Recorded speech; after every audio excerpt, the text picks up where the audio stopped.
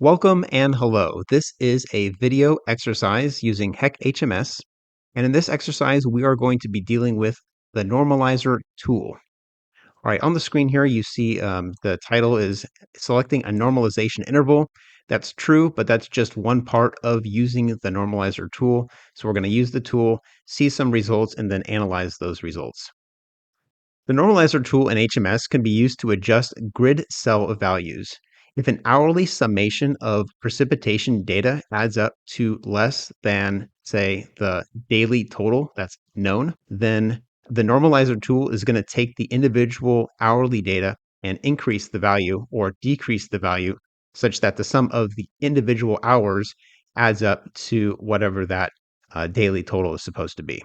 If I open up HMS here, I have it on the screen here, and I go up to Tools, Data, we see this Normalizer tool right here. So this is the wizard that we're going to use and then generate a normalized data set. And then after that, we're going to analyze the results. Going back to my example of 1 hour versus a total day of precipitation, there's two different terms to learn here. One is the normalizing period, which in my example would be 1 hour, and then the normalizing interval, which for my example would be 1 day. Now, those time periods don't have to be the same 1 hour and 1 day. They could be different values. Down here, there's a link near the bottom of the first paragraph called Normalizer, and it brings up a pretty good discussion and example of how this works. So for instance, this equation here on the left-hand side is the corrected value for precipitation. And what that's equal to the original precipitation value plus this correction factor. So for instance, if the individual hours of precipitation are less than the accepted sum for the day or whatever the normalizing interval would be, then this particular factor here would be greater than 1. If we need to decrease the value, it'd be less than 1. And then right down here is an example. So say it rains 3 inches in the first 12 hours and then 5 inches in the second 12 hours. But for the normal grid, we know that it actually rained a total of 12 inches. Then if we want to keep this same distribution right here, the source grid, then we'd have to increase 3 and 5 based on this ratio here of 5/4 or 10/8 to come up with a corrected normalized value of 3.75 and 6.25. Okay, so go ahead and check out this link, read up. There's other examples too that go into more detail. But let's go ahead and get started with the exercise. So I'll leave a link to this page here in the description. It'll be the first link. And then also I should probably mention that this says part 2B, and that's just because there's a part 2A and there's also a part 1, and I've dealt with those in previous exercises. There's just too much information to try to cover in one exercise. All right, so I'm going to scroll down a little bit and then click on this Truckee River model.zip file and then click download. Okay, so that's finishing up. That's done. I can close that, and then let's click on the zip file to see what we have. Truckee River model. Okay, right here is the data that I want to use for HMS. All right, let me just move this over here. Close that. There we go. Let me open up this model in HMS. I'll go open, browse. Here's the project. And then here is the HMS file and select. Okay, I'll click convert project because this project originated in a different version of HMS than I'm running. That's not a problem. All right, I'm going to expand my basin model and then click on the first basin model. There are a number of other basin models here, but don't worry about that. I didn't seem to be a problem when I was preparing for this lesson. All right, here is the watershed. The instructions don't say anything about modeling the watershed or messing with the basin model or even running the simulation. Those steps have already been done. All that it tells us to do is go to the results tab and start looking at the results from the 5 different simulations. But what I'd like to do first is actually use the tool itself. The instructions for this tutorial don't say to actually use the tool, just analyze results. So let's start by using the tool. Let's go to Tools, Data, and then click on Normalizer. Now, the first thing we want to do is select the source files. This is going to refer to our MRMS data, which is the individual precipitation data that is at an hourly time step. And then we're going to normalize that using daily 24-hour totals, which will be our PRISM data. So just keep that in mind. MRMS is going to be hourly, and that's what needs to be normalized. That's the source data, which has the correct distribution, but not the correct total. And then the PRISM data is going to assume to have the correct total, but not the correct distribution. All right, so enough talk. Let's get moving. Here's the project directory. And then all of our DSS files, I believe, are in this data directory. And what I want to select is the MRMS underscore water year 2017, which is this DSS file here, and then click open.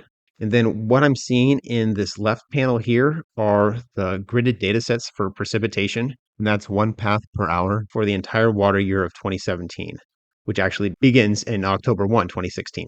So what I'm going to do is just select a record, Control A, which will select all the records, and then click this greater than button, which is like an arrow right button, to move all of our gridded data sets into the right side. So these are the selected grids that we want for our source. Click next. I'm going to do the exact same thing, but now this is selecting the normal file, which is going to be our Prism data, which is our daily totals that we can trust for the totals, but not the distribution. Model, data, and now we want Prism. All right, open. And then just as before, we'll select all the records, move them over, and next. Okay, now what we need to do is specify the normalization period. This is the actual title of the exercise on the website, at least. And what we need to do is specify the start and end date time. So that'll be October 1st through September 31st. This is going to be 2016 and 2017. Okay, mistake there. Instead of typing 2016 and 2017, I should have typed the time of day, 00:00 for both fields. Sorry about that. Now, the project already has a 1 day, 2 day, and 30-day correction, but towards the end of the discussion, there's also 5 day, which we don't have data for. So I'm going to select 5 day for this one, and then I'll click next. Lastly, we need to specify an output DSS file. So this is where the data is going to be written to. Let's navigate to our data directory once again. And here's the data directory. And then I'm going to just say it is a 5 day. All right, DSS file open. Part A, B, we're empty. We'll see that later. And then part A is going to just say MRMS 5 day corrected, like that right there. Okay, next, and now it's processing. Okay, so it looks like it's running. All right, and now it's complete. So I'll go ahead and close that. I want to open up DSS View, and this was from some other work I was working on. All right, let me go ahead and open up those files. All right, here is the project file, data. Now here's our 5 day corrected.dss. I'm going to open that up. And now we have gridded precipitation data that's been corrected to 5 days. So I'm going to select all the records here and just take a look at the data itself. This is hourly. That's right. So it's going to take forever to click through every hour of the year. And I'm not going to try to. But the data got written successfully. Now the instructions tell us to look at the results tab here. There are only 5 computed simulations for this 2017 water year right here, whose input data only differs by the gridded precipitation input. Here's the website again with the instructions. And now we see a table here that shows the 5 different simulation runs, precipitation grid, and then the normalization interval. So these last 3 simulation grids for 1 day, 2 day, and 3 day, and our 5 day one we just created were used the same way we created the 5 day grid, by starting with the MRMS data as the source data and then Prism data as the normal grid. Next in the instructions, it tells us to compare the cumulative precipitation values. So to do that, we're going to actually look at the results here. It tells us to actually do so in HMS by navigating to the actual precipitation data for one specific subbasin and holding down control. And personally, I find that a little bit too difficult to scroll through hundreds and thousands of records inside this little window right here without any filtering. So I'm going to go over to DSS View, a program that's really meant for this sort of thing. And I'm going to close that. What I'm going to do is open up the 5 different data sets, the results data sets. So I'm going to go Control O to open, and then it's not going to be in the data directory. This is where source data is shown, but out here in the main project directory, I've got my data here. So I've got like the Prism data, this is source data, MRMS, that's also that's the normalized data, and then I've got 30 day, 2 day, and 1 day. So let me open them up in this order. I'll go Prism data first. Okay, and then open the MRMS data that's used for normalization. Now I'll go with the 1 day first, or next, I should say. And then I'll open up the 2 day corrected DSS data, and then finally the 30 day corrected. Okay, that looks good. Now there's tons of records. There's 1,200 records in this file. Again, 1,200. Yeah, so it looks like 1,251 records. And just to kind of keep things organized, I'm going to just create a whole new DSS file and then copy the few paths from all of these DSS files into that new DSS file to sort of keep it easier to manage and easier to find what I'm looking for. So I'm going to go up to File, New, Version 6 DSS. I'll just call it analysis.dss, and then Create. Okay, so that opened up for me on the far right end here. Here are the different files. You can just kind of click the tabs. And then what the instructions tell me to do is observe and compare the cumulative precipitation for Upper Truckee River Subbasin S10. So to find that, I'll just go from left to right. I'm going to select the subbasin from part B here. It's Upper Truckee River. Is this it? S10? Okay, I think that's it. And then part C is going to be the cumulative precipitation, which is, I believe, percip.cum right here. And then here is the record here. So using the filters was an easy way to narrow down 1,200 records down to the one I'm actually looking for. So with that in mind, I'm just going to go edit and then copy to, and then I'm going to select my analysis.dss, open, and then good. So that's been copied. The filter is still applied. That's why I'm still seeing only one record here, and that's fine. But if I go over to my analysis.dss and then refresh, view, refresh, there's that one record. And let's just make sure there's data. And there is. Okay, looks good. Now we have to do the same thing for the other 4 simulation results. Now, what you saw me do here was not the fastest way that I could think of to filter. Instead, by filtering by parts, I'll change the view to search by path name strings. Therefore, I can just paste in a combination of the parts, which would be right here. So I just pasted in Upper Truckee River underscore S10 slash percip dash cum, and then I will select that, edit, and then copy to my analysis.dss file. This is a little bit cumbersome and perhaps not the fastest way, but it's still pretty good, I think. All right, so here's the third record. Select it, edit, copy to analysis.dss. We only have 2 more to go. Again, boom, edit, copy. Okay, last one here. Okay, let's see if we have 5 records with the same parts B and C. View and refresh catalog. That looks good. So here is our subbasin. Here's the cumulative precipitation. The instructions tell us to first compare the results from Prism Raw and MRMS Raw. I'm looking over here at part F and these two up here by just clicking on this plot. And what we see from the plot is that the cumulative precipitation from our source data, the MRMS data that's in blue here, yeah, that is way less than the actual total. So this is a situation where the sum of the individual hour data did not match the day data. So what we see here is about a total of 55 inches over the course of the year, but the actual total should be closer to like 80, 84, 85 inches.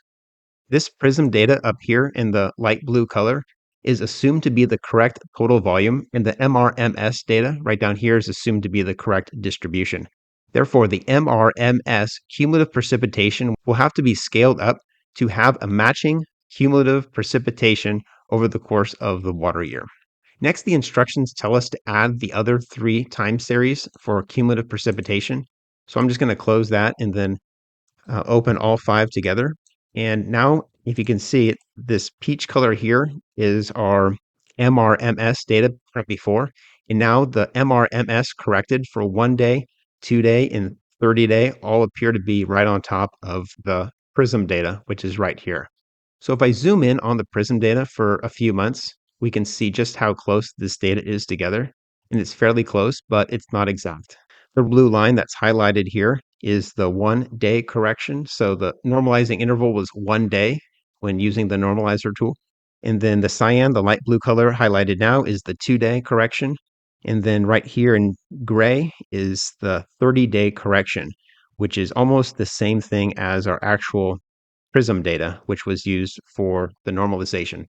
The longer the normalization interval, it reduces the difference in cumulative volume between the normalized grids and the normal grids. This is because if the cumulative volume during the normalization interval of either the source grid or the normal grid is 0, then the normalized grid cell value will also be 0. Now, the instructions on the web page also have an example of that, where you've got a situation where If 0 is recorded for the source grid, then it results in 0. And something like this is oversimplified, but something like this is how the errors that we're seeing in our plot could occur. Next, the instructions tell us to compare the incremental precipitation for this same subbasin. And I'm going to have to make the same edits by bringing in the incremental precipitation.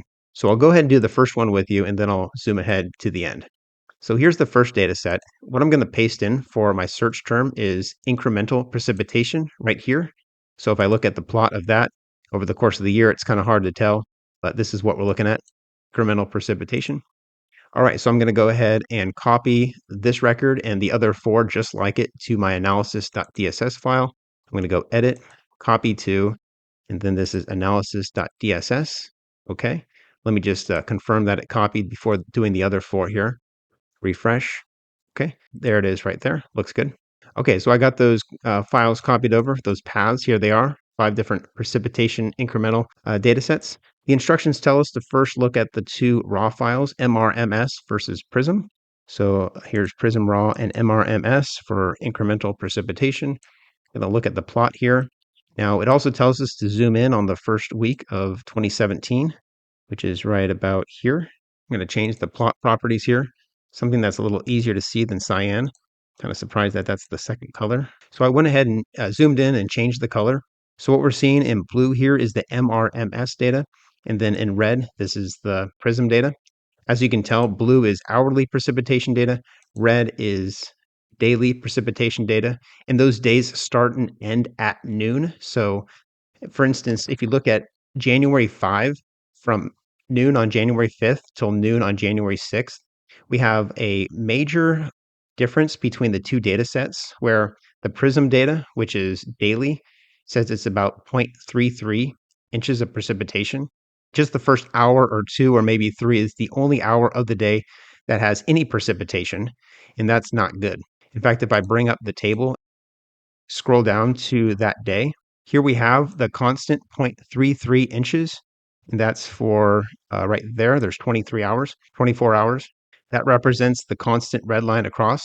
But for the same time period, for the MRMS data, this is the hourly data that changes every hour, potentially. All we have is just a little tiny bit of precipitation for the first few hours, and then no precipitation after that. The problem with this situation is that if we apply the normalization, say for a 1-day situation, then this value right here, this value right here, the first hour of the day, the only really hour of any precipitation, is going to have a really large number, a very high rainfall intensity for that hour. And that's going to be not accurate. So to show you what that looks like, what I'm going to do is close this plot, add in the 1-day corrected precipitation incremental time series, and then click the plot button again. And now I need to zoom in again on January. Okay, so I zoomed in and changed the colors. So what we see in blue here is the same data we did previously. This is the MRMS raw data. And then in red, we have the raw Prism data. And then in magenta here, I have the 1-day correction. And what you're seeing in this first hour, or I should say the first, the 1 o'clock hour of January 5th, is that huge correction that I described may happen because of the poor estimation between the raw data MRMS and raw data Prism. The raw data for the Prism dataset is 0.033. And then as we noticed previously, the MRMS raw data had very little data. But after the normalization, this number right here is insanely large. It's 0.657 inches in a single hour. So that just is not a very good representation of what happened, and really an error of the normalization process due to selecting the wrong normalizing interval. The Prism data shows much more precipitation than the MRMS data due to the difference in timing between the source and normal grids. However, if the user had selected the normalization interval that encompassed the entire storm event, such as a 5-day interval, this would minimize the errors. So what we're seeing on the web page here, the instructions, it has the same graph with this discussion of what we just did. If we happen to use a 5-day normalization interval, that would result in the purple line right here, which is still an hourly time step, but it doesn't shoot up on the 1 p.m. on January 5th. It looks a lot better. So the final thoughts on this exercise are that when using the normalizer tool in HMS, selecting a reasonable normalization interval is a critical step. Longer normalization intervals minimize error associated with differences in the timing between the source and normal grids and ensure the cumulative volume of the corrected grid closely matches the cumulative volume of the normal grid at the end of the simulation. Well, that was it for this exercise. We used the normalizer tool and then analyzed some results and talked about the normalization interval and some of the pitfalls.